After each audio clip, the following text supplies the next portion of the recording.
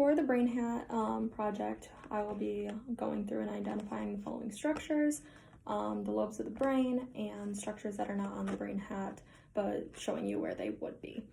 So starting off, if you can see here, down here is the yellow, that's your frontal lobe, and then the temporal lobe, it will be on the sides, it's the green, and then the occipital, that is back here, it's the blue, and then right in the middle, that's going to be the parietal. So then we have the longitudinal fissure. That's basically going to be right down the middle.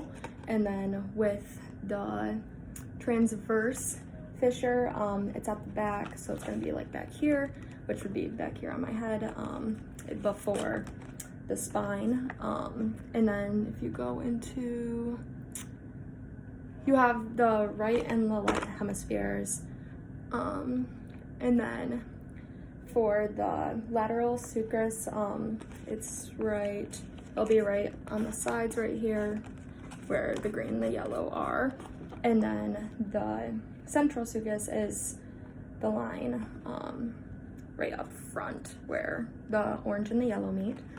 And then you have the parietal urus, it's on the yellow before the green, so it's gonna be like right here. You can see that, and then same on the other side. And then lastly, we have the precentral, and then we have the postcentral, which is back here on the green. And then using this, identify the lobes of the brain that you need for speech, sight, creativity, and logic.